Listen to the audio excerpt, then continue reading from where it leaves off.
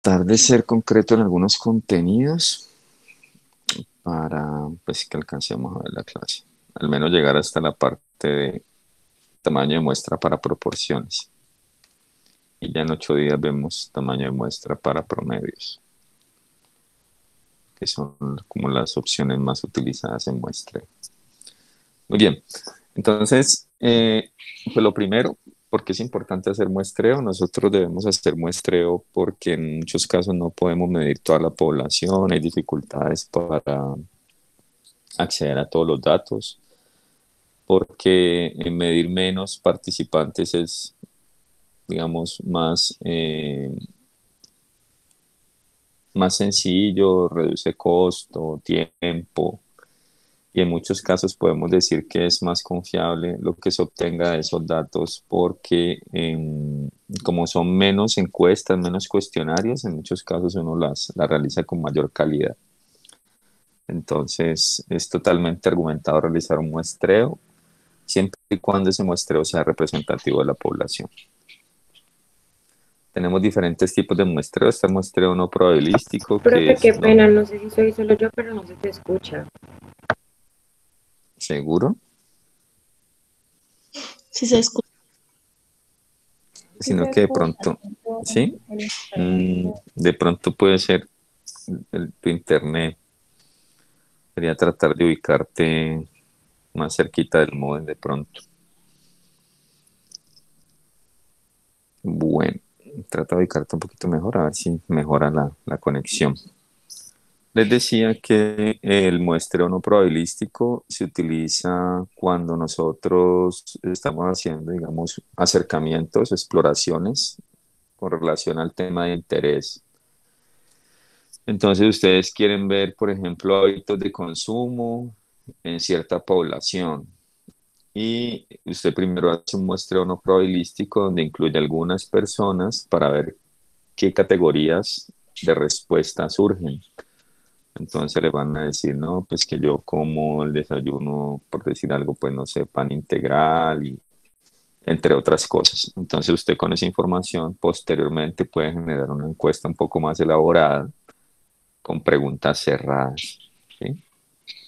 Entonces, ese muestreo no probabilístico se utiliza sobre todo en estudios cualitativos, en donde no hay necesidad de proyectar los resultados obtenidos. Cuando hablamos de proyectar los resultados, es el componente inferencial, jóvenes. No se vayan a olvidar de esa parte. Cuando hablamos de estadística, uno puede hablar de estadística descriptiva, que es tomar un conjunto de datos y resumirlos a través de unos cuadros, unas figuras, una medida de resumen, un promedio, un porcentaje. Y cuando hablamos de estadística inferencial, es porque estamos proyectando los resultados obtenidos de una muestra a toda una población. Quiere decir que usted quiere hacer un estudio en Cali, con todos los habitantes de Cali, pues realizar un censo sería muy complicado, se llevaría mucho tiempo, muy costoso, pero entonces uno puede planear un muestreo representativo, ¿sí? Representativo de la población de Cali, y lo que obtengamos en esa parte de Cali, pues lo vamos a proyectar a todo Cali. Eso es básicamente lo que se pretende. Entonces, cuando hacemos un muestreo no probabilístico, esos resultados no serán proyectables a toda la población, sino que solo serán válidos para los participantes de esa medición.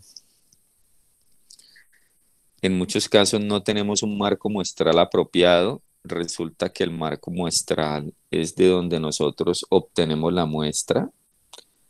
Significa que si vamos a hacer un estudio con estudiantes de la Escuela Nacional del Deporte, un marco muestral apropiado sería el listado de todos los estudiantes matriculados este semestre, ¿sí? Si tenemos ese listado, ese sería un marco muestral perfecto, muy apropiado, porque de allí podemos hacer una selección aleatoria. Entonces, en algunos casos no contamos con ese marco muestral. Quiere decir que tendríamos que hacer un muestreo no probabilístico, preferiblemente, ¿sí? Porque si vamos a hacer muestreo probabilístico, tenemos que cumplir una característica que se llama aleatorización. Y la aleatorización lo que nos garantiza es que todas las unidades de la población tienen la misma probabilidad de participar. Entonces, si voy a hacer un estudio con estudiantes de la Escuela Nacional del Deporte, yo puedo hacer un proceso de aleatorización para identificar qué estudiantes participan en mi estudio, ¿sí? Porque tengo el listado. Entonces yo genero unos números aleatorios y de allí escojo quién participa y puedo argumentar que todos tuvieron la misma probabilidad de ser incluidos. Pero si no contamos con ese marco muestral, entonces no podremos llevar a cabo esa aleatorización. Por lo tanto, elaboraríamos un muestreo no probabilístico. Adicionalmente, se utiliza cuando el costo de una muestra probabilística es muy alto. En muchos casos no tenemos mucha información y construir ese marco muestral es costoso. Entonces se decide trabajar un muestreo no probabilístico. ¿Cuáles son los más utilizados? Los más utilizados son por conveniencia y bola de nieve. Por conveniencia, como su nombre lo indica, es cuando la selección de esos participantes la realiza el investigador principal, eh, porque están, digamos, en cierto lugar o en cierto momento. Usted va a hacer un estudio en el Hospital Universitario del Valle y usted escoge los pacientes que van, van el lunes, por ejemplo. Digamos que usted tiene el lunes libre para hacer su tesis, entonces de resto usted trabaja en otras cosas o está ocupado y el lunes se desplaza a la HV y allí escoge los que van a participar de su estudio. Entonces, eso sería un muestreo por conveniencia porque no le estaría dando posibilidad de participación a los que asistieron martes, miércoles, jueves, viernes, ¿sí? Otro día de la semana. Por esa razón, este tipo de muestreo se utiliza sobre todo con fines exploratorios para generar nuevas ideas e hipótesis. Tenemos el muestreo de bola de nieve que se utiliza en aquellos casos en donde lo que deseamos investigar es poco frecuente, podríamos decir que un tanto raro, porque es difícil acceder a estos participantes. Por ejemplo, si quisiéramos hacer un estudio sobre el consumo de sustancias psicoactivas en la Escuela Nacional del Deporte, entonces no existe un marco muestral, no existe un listado donde tengamos esos estudiantes que presentan esa condición de consumo. Significa que tendríamos que planear un muestreo, seguramente bola de nieve, en el cual identificamos un estudiante que cumpla con la condición de consumo y ese estudiante nos ayuda a conseguir otro y él se me ayuda a conseguir otro y el otro y así sucesivamente, una bola de nieve por referencias hasta completar un tamaño de muestra que sea de por lo menos unos 30. Uno siempre en investigación intenta llegar a los 30 participantes porque cuando vamos a hacer el procesamiento, si tenemos 30, podemos evaluar normalidad, que es lo que hemos estado revisando en el segundo corte, esa distribución normal. ¿Sí? Si son menos de 30, entonces no significa que no sea útil, sino que no podríamos hacer la evaluación de la normalidad, sino que partiríamos del supuesto de que no hay normalidad en esos datos. Y eso es importante cuando hacemos el plan de análisis. Recuerden que este curso es muy útil para la parte metodológica. Ustedes tendrán que escribir una tesis en donde muchos de ustedes trabajarán con datos cuantitativos, donde van a decir, mire, participaron 200 personas, de las cuales el 70% eran mujeres, el 30% hombres, el promedio de edad fue tanto, con una desviación estándar de tanto, ¿sí? Eso es lo que ustedes tendrán que escribir. Y en el plan de análisis deben informar qué tipo de muestreo hicieron o si midieron toda la población, pues esta parte no tendrían que incluirla, sino que casi siempre nosotros planeamos estudios pues como de tipo poblacional, para una comuna, para un colegio, para un hospital, para ¿sí? Cierto tipo de participantes que es difícil acceder a todos. Luego viene el muestreo probabilístico, que es el que nos interesa muchísimo porque permite extrapolar los resultados a toda la población. Y es cuando seleccionamos una muestra de modo tal que cada integrante de esa población tenga una probabilidad conocida distinta de cero de ser incluidos en la muestra. ¿Sí? Eso es fundamental, poder garantizar que cualquier persona que cumpla con los criterios de inclusión de nuestro estudio haya tenido posibilidades de ser incluidos en el estudio. Aquí está la definición del marco muestral que les comentaba, es donde nosotros vamos a extraer la muestra, donde tenemos todas esas unidades de la población. Ustedes dirán, bueno, si vamos a hacer un estudio con habitantes de Cali, ¿dónde saco un listado de todos los habitantes de Cali? Eso es bastante complicado, porque además la población de Cali es algo dinámico, que se está moviendo, hay unos que van llegando, otros que se van, hay unos que trabajan en Cali pero viven en Jamundí, o trabajan en Jumbo y viven en Cali, entonces hay que definir muy bien si el lugar de residencia o dónde está más tiempo, porque si usted va a medir algo relacionado con el ambiente, entonces de pronto lo laboral es importante tenerlo en cuenta. Muchas cosas para analizar. Entonces, definimos cuál es ese marco muestral y con ese marco muestral procedemos a hacer la aleatorización para extraer una muestra representativa. Aquí tenemos lo que puede suceder cuando investigamos. Cuando investigamos tenemos nuestra población objetivo, que sería como este rectángulo azul. Y vamos a seleccionar una muestra de 5 participantes, ¿sí? Podemos obtener esta primera muestra o esta, cualquiera. Supongamos que obtenemos esta que está aquí como en el centro. Esta muestra me va a generar un resultado. Si hubiésemos obtenido esta muestra, esta primera muestra, sería otro resultado. ¿Eso qué significa? Que dependiendo de quién seleccionemos, así mismo serán los resultados que vamos a obtener. Entonces, si yo quiero hacer un estudio con este grupo para estimar el promedio de estatura, y supongamos que hago la aleatorización, pero selecciono los más altos, entonces voy a obtener una sobreestimación de ese promedio. Pero si selecciono los más bajos, voy a obtener una subestimación de ese promedio. Bien, hay algunas técnicas para intentar corregir eso, que ya vamos a ver ahorita. Pero recuerden que cuando estamos haciendo muestreo, pues se hace la aleatorización y uno no sabe quién está quedando en esa muestra. Y eso está, perdón, eso está fuera del alcance del, del investigador. El investigador cumple con la aleatorización, pero no sabemos quiénes quedan en la muestra. Por lo tanto, existe incertidumbre, ¿sí? La incertidumbre es justamente eso, cuando nosotros obtenemos una muestra y es posible que esa muestra me esté generando un resultado por encima o por debajo de ese parámetro. Recuerden el propósito del muestreo. Yo les hago aquí un muñeco aquí rápidamente para que, creo que esto ya se lo había presentado en la primera clase, a modo de introducción.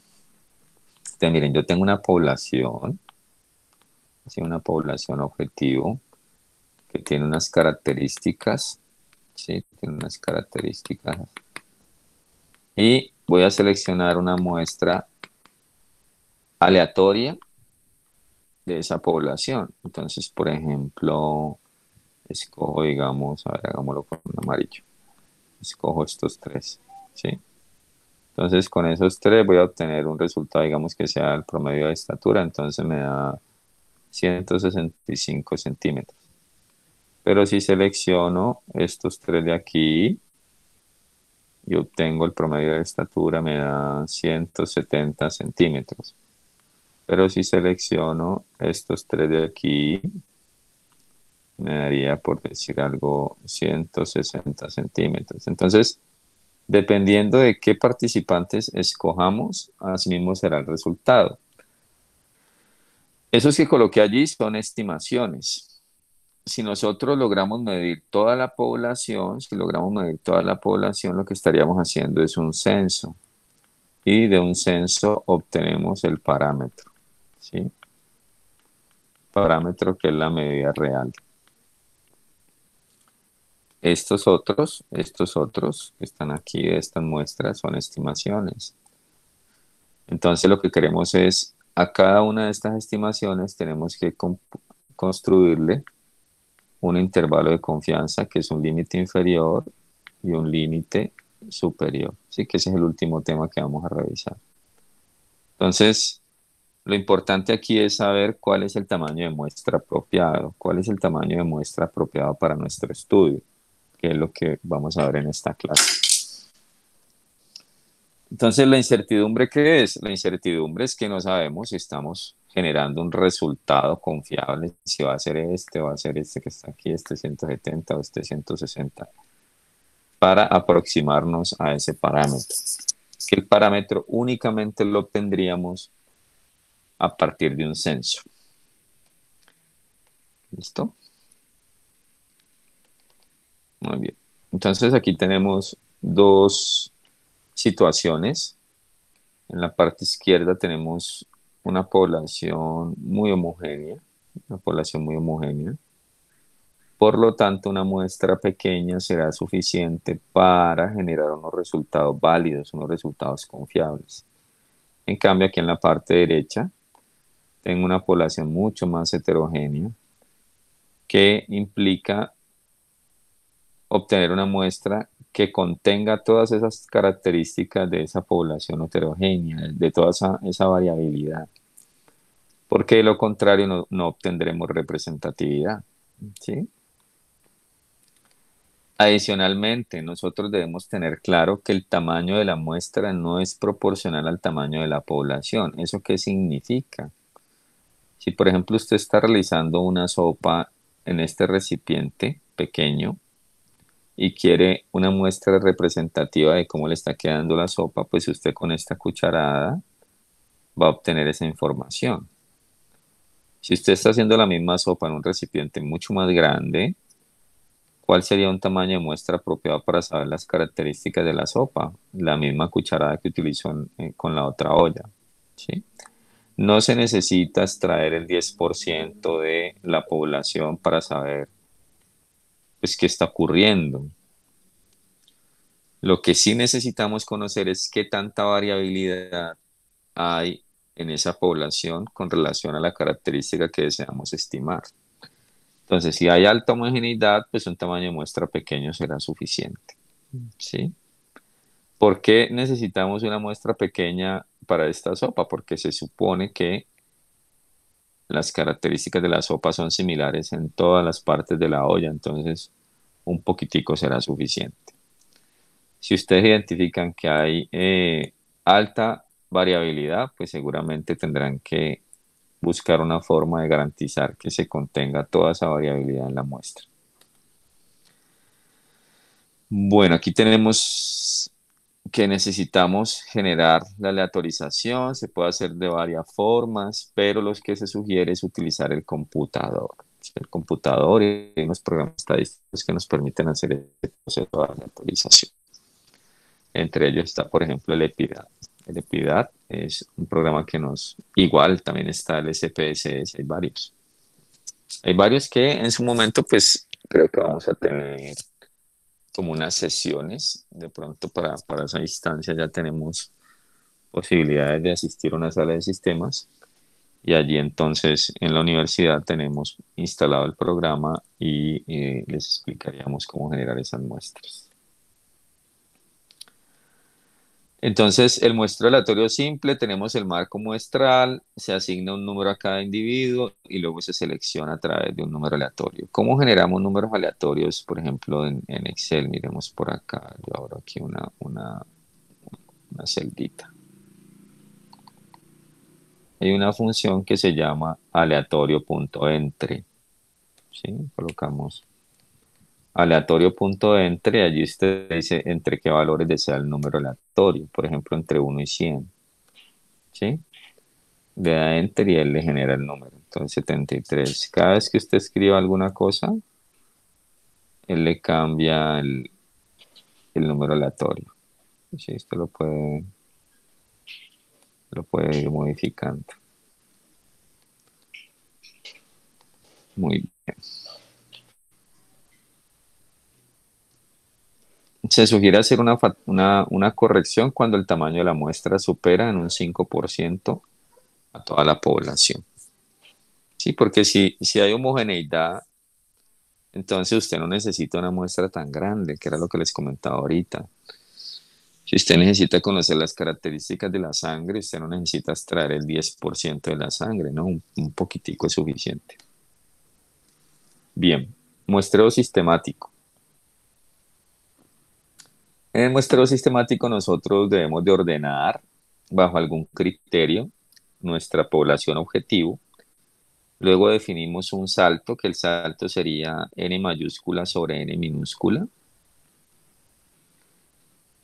Generamos un número aleatorio entre 1 y ese salto. Ese salto en muchos casos lo definimos como k. Y luego empezamos a saltar hasta completar la muestra. Entonces aquí hay un ejemplo. Tenemos esta población objetivo. Tenemos 12 personas en la población. Supongamos que el tamaño de muestra que se obtuvo con la fórmula fue de 3.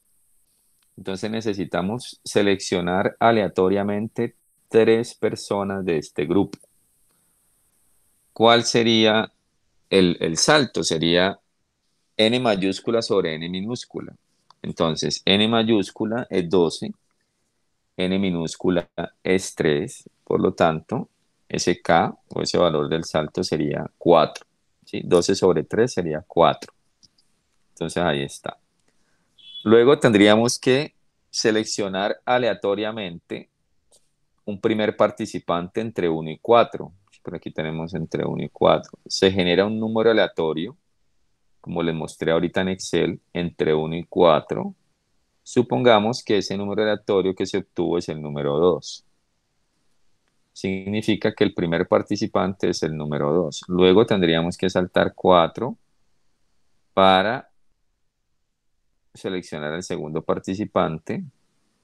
Y luego saltamos otra vez 4 para seleccionar al tercero.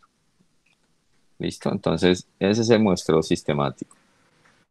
Ordenamos bajo algún criterio todos mis participantes y luego defino cuál es ese valor del salto, K, genero un número aleatorio entre 1 y K y luego desde allí empiezo a hacer la selección. ¿Sí? Eso que nos garantiza que cualquiera de estas personas pudo ser incluida en mi muestra.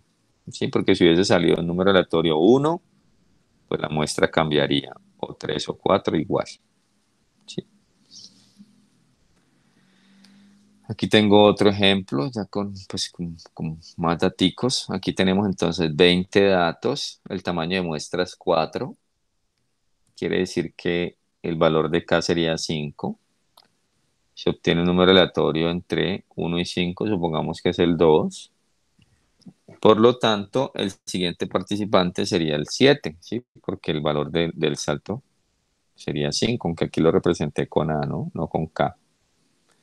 Entonces sería el 7 el siguiente. El siguiente sería el 12, ¿sí? Vamos sumando a 5.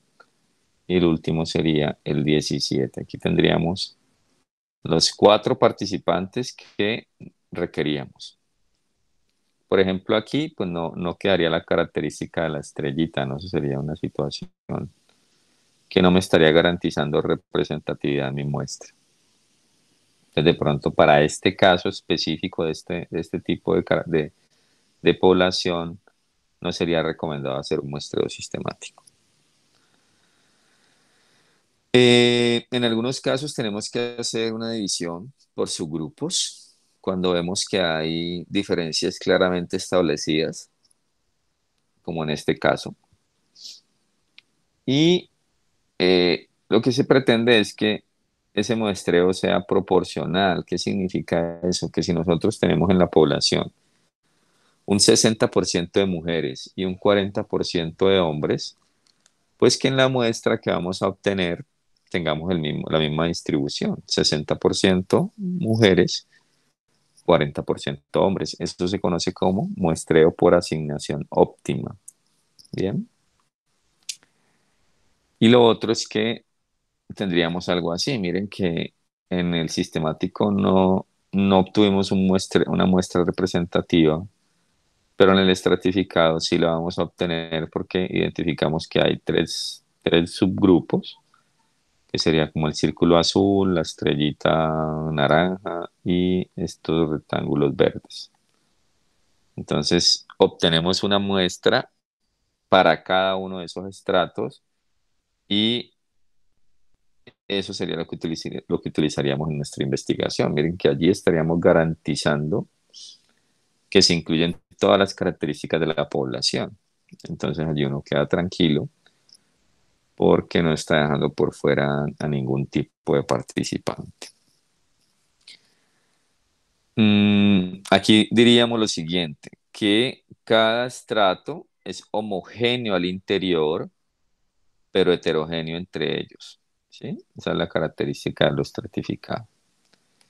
Y en el conglomerados se utiliza cuando nosotros podemos identificar que las unidades de la población están agrupadas.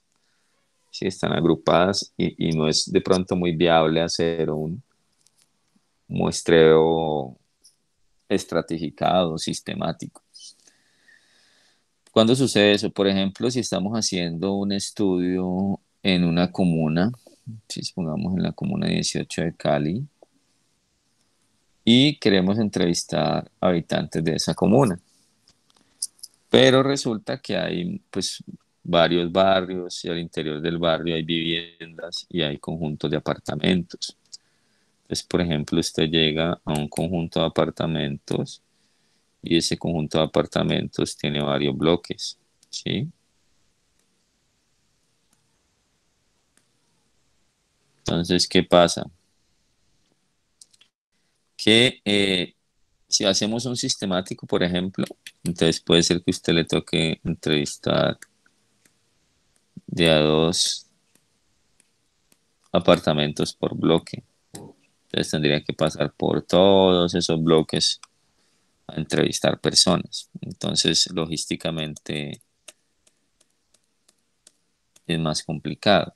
Entonces, lo que se sugiere es definir como un conglomerado cada bloque y seleccionar aleatoriamente algunos de ellos. Entonces, por ejemplo, salen estos dos y se miden completos los bloques. ¿Listo? En alguna ocasión participé en un proyecto donde se pretendía indagar comportamientos en escolares, ¿sí? Escolares en instituciones educativas del departamento del Valle del Cauca. Entonces allí se definió como conglomerado, ¿sí? Como conglomerado una institución educativa, porque si no lo hacíamos así, entonces nos tocaba prácticamente ir a todos los municipios, a todas las instituciones y pues eso sería bastante complicado. Entonces, cuando ustedes identifican que hay una forma de agrupación de los participantes y de pronto el N es muy grande, el N mayúscula es muy grande, entonces em, presentar o proponer o realizar mejor un muestreo por conglomerado es lo adecuado. Entonces, cuando hacemos conglomerados, ¿qué tenemos? Tenemos gráficamente lo siguiente. Hay heterogeneidad al interior, pero son homogéneos entre ellos, ¿sí? Son similares. Y los que seleccionemos aleatoriamente, pues lo vamos a medir completo. Entonces, por ejemplo, aquí se seleccionó este conglomerado, entonces se mide completo. Y se seleccionó este otro conglomerado, también se mide completo. Esa es la situación. Por lo tanto, ¿qué debemos tener en cuenta cuando vamos a hacer el muestreo? ¿Cuál es la población de estudio? ¿Sí? O preferiblemente conocer el N.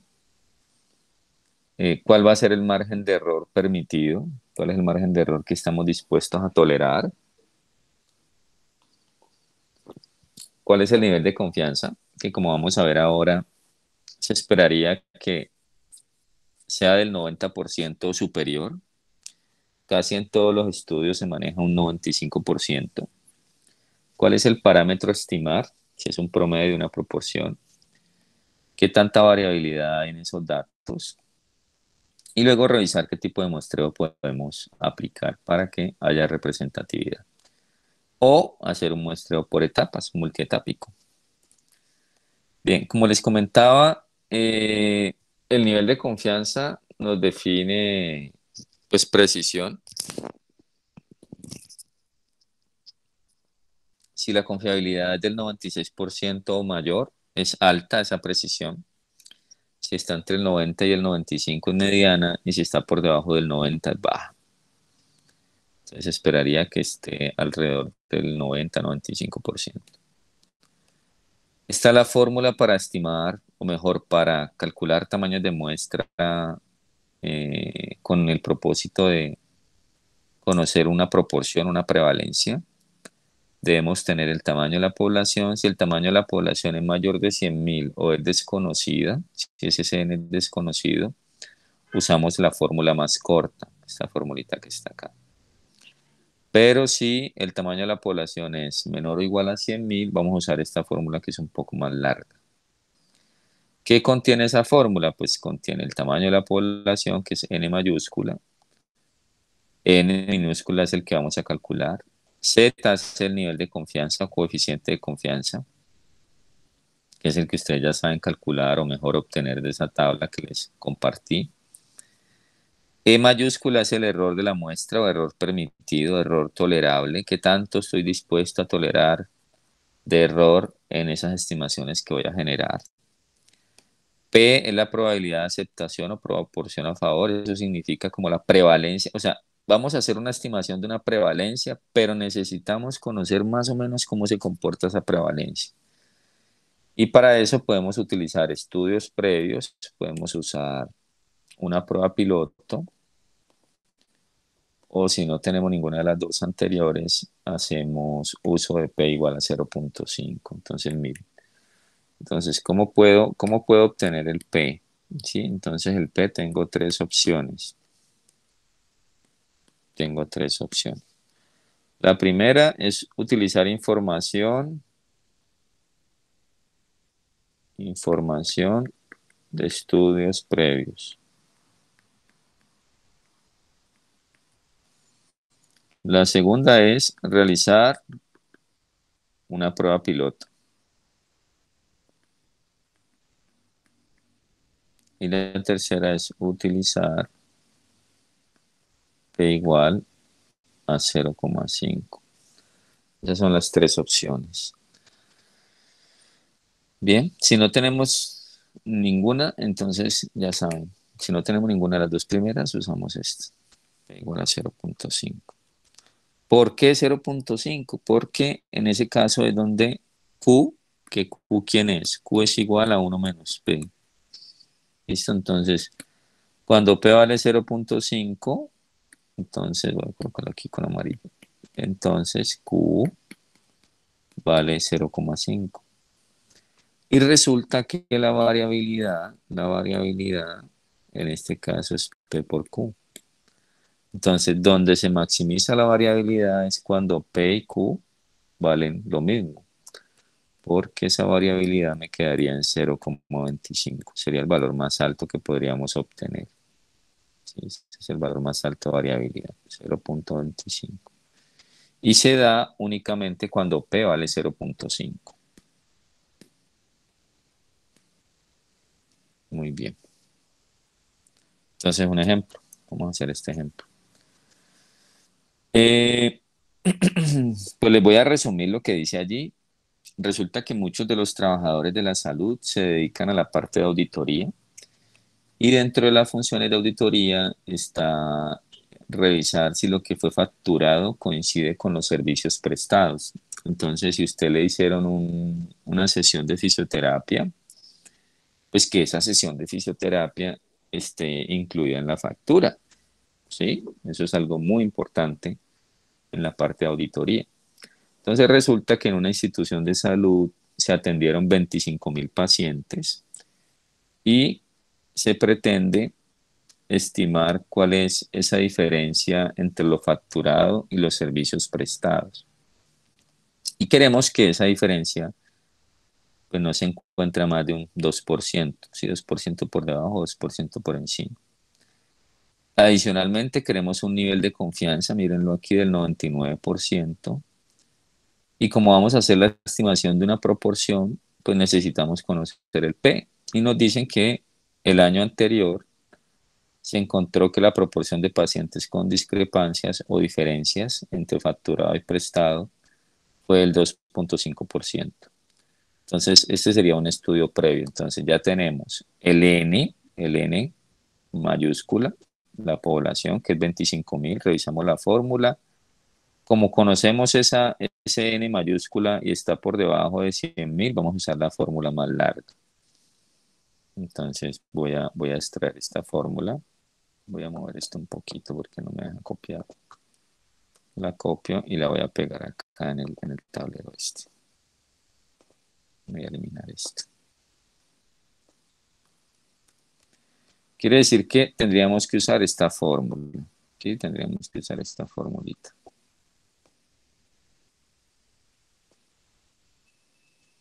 Entonces ya tenemos el valor del N. ¿Sí? El N vale 25.000. Entonces el N mayúscula es 25.000. Nos dicen que el error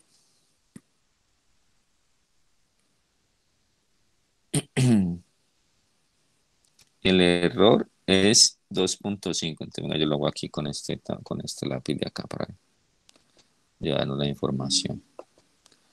Entonces miren, el N ya lo colocamos allá, pero bueno, es 25.000. Luego dice que este sería el error de estimación, que no se encuentra más de un 2%. Entonces el error de estimación es un 2%, que tenemos que expresarlo en número. Luego el P sería 2,5, entonces P es igual a 2,5%, que esto en número sería 0,025. ¿Sí? Para ustedes obtener eso en número, lo que hacen es dividir ese valor por 100. Y el nivel de confianza dice que es del 99%. Bien, entonces para el nivel de confianza del 99% debemos tener en cuenta lo siguiente. Miren, el nivel de confianza es 1 menos alfa. Si el nivel de confianza es del 99%, entonces alfa valdría 1 menos 0,99. Alfa sería 0,01. Pero ¿qué sucede? Como esto es una distribución normal, nosotros tenemos aquí en la mitad 0,99 y tenemos dos esquinitas que corresponden a alfa medios. Entonces, alfa medio sería 0,005. ¿Sí? Quiere decir que ese valor 0,005 es el que debemos buscar en la tabla para conocer el valor de Z.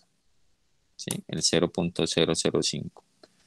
Le tomo una foto a este momentico. Ay, mira esto que le pasó.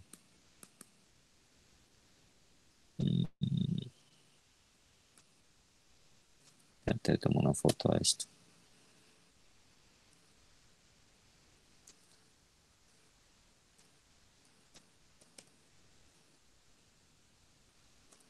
Para que no me vaya a perder lo que hicimos. Listo. Entonces la idea es buscar en la tabla el 0,005. Entonces buscamos en la tabla el 0,005 y nos daría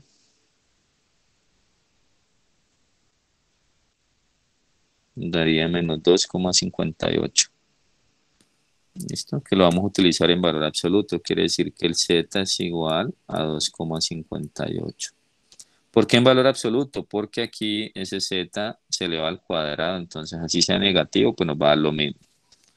Entonces, si lo colocan en negativo, no hay ningún problema. No hay ningún problema.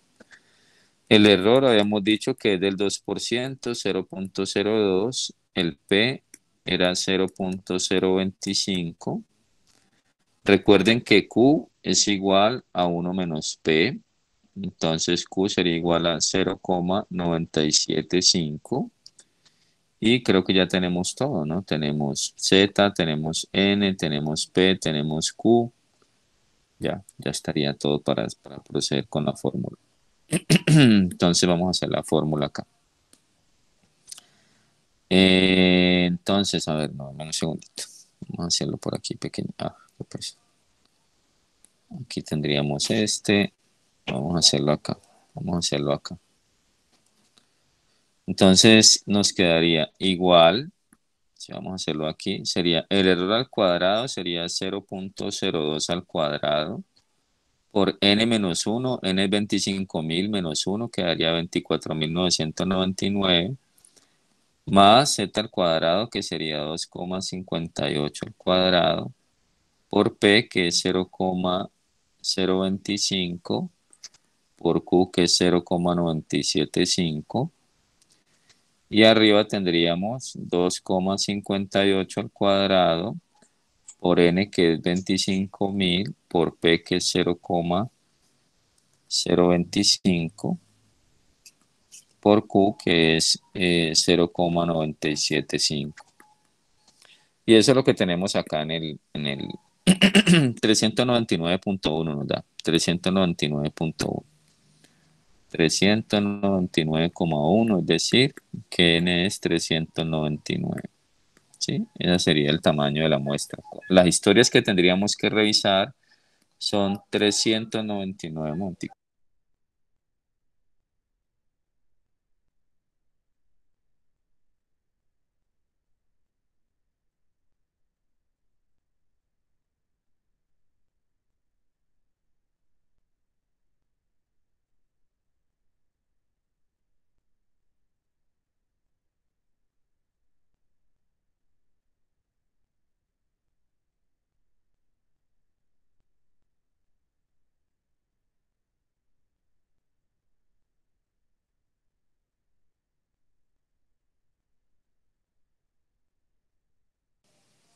Bueno, muchachos, entonces ese sería ese punto.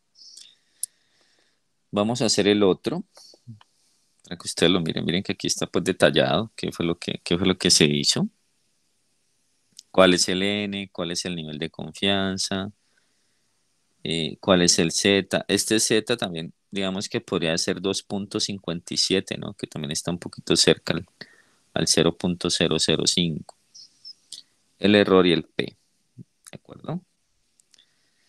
Ahora veamos este otro ejemplo. Se desea conocer el porcentaje de satisfacción de los clientes que ingresaron a un centro de acondicionamiento físico y nutricional. No se cuenta con información previa sobre dicha medición. Si no tenemos información previa. Por lo que se hizo una medición a 20 clientes. Eso significa que se hizo una prueba piloto con 20 clientes. Y se obtuvieron esos resultados que están aquí en este cuadro. Entonces, la pregunta es, ¿cuántos clientes deben seleccionarse con una confiabilidad del 98% para estimar una proporción de satisfacción que se encuentre a no más de un 3%? Entonces, error del 3%, confiabilidad del 98%, el N mayúscula no lo tenemos, no tenemos esa información, porque estos 20 corresponden al piloto. Entonces, n es desconocido. Como n es desconocido, tendríamos que usar la fórmula más cortica, ¿no? Entonces la podemos tomar. Tomémosla de aquí. Y vamos a hacer por acá otro tablerito. La pegamos. La ampliamos un poquito. Ampliamos un poquito. Y colocamos aquí entonces los valores. Entonces, miren, n es desconocido. Por eso se usa esa fórmula más pequeña. El P, bueno, el error. El error decía que era, voy a copiarlo más bien, espérenme, yo copio esto.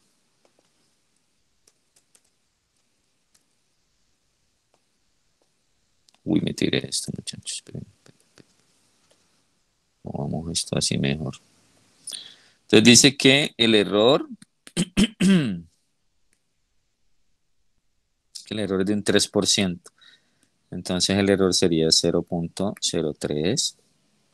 El nivel de confianza es del 98%. Como es del 98%, nosotros podemos hacer el gráfico. Aquí tenemos 0,98. Tenemos dos esquinitas, que cada una vale alfa medios. Entonces aquí alfa, recuerden, es 1 menos el nivel de confianza. Alfa es igual a 1 menos 0,98. Alfa es igual a 0.02. Y alfa medios pues sería 0.01. Si buscamos 0.01, eso nos daría, mirenlo aquí, este es el más cercano, como lo más grande. Sería menos 2.33. Sí, entonces el Z sería menos 2,33. Lo podemos dejar en negativo, no hay problema. Y luego pues sería reemplazar en esta fórmula. Bueno, ¿qué nos falta? Nos falta el P. Para obtener el P tenemos la información de estos 20 clientes. Sí, tenemos esta información que está aquí. Tenemos esta información de estos 20 clientes. Entonces la idea es ver cuántos de ellos informaron estar satisfechos. Entonces, ¿cuántos están satisfechos? Coloquémoslo aquí con verde. Entonces, está satisfecho 1, 2, 3, 4, 5, 6, 7, 8, 9, 10, 11, 12, 13, 14, 15, 16, 17. Por lo tanto, el P sería igual a 17 sobre el total que es 20. Eso me daría 0,85. Y el Q sería igual a 1 menos P. 1 menos 0,85. Q sería igual a 0.15. Y eso lo reemplazamos en la fórmula que tenemos acá. ¿Sí? Entonces, abramos un poquito de espacio, quitamos esto ya de aquí.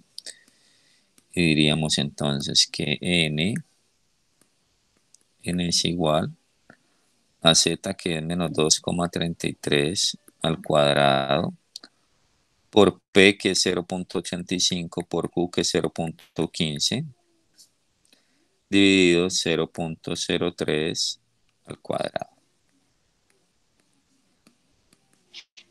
Y eso nos da 769.09. 769,09. 769. Quiere decir que tendríamos que medir 769 clientes de ese centro de acondicionamiento físico. Y aquí está. Entonces, a partir de los 20 datos de los clientes, se estimó el valor de P. Como se hizo, de los 20 clientes hubo 17 que estaban satisfechos, por lo tanto P sería igual a 17 sobre 20. Y tenemos que el valor de Z es 2.33, positivo o negativo, no hay problema. El error 0.03, el P que ya habíamos calculado, el Q, y reemplazamos y listo. Eso es lo que hay que hacer. Y este de promedio pues sería el que empezaríamos el próximo viernes. Voy a detener aquí la grabación.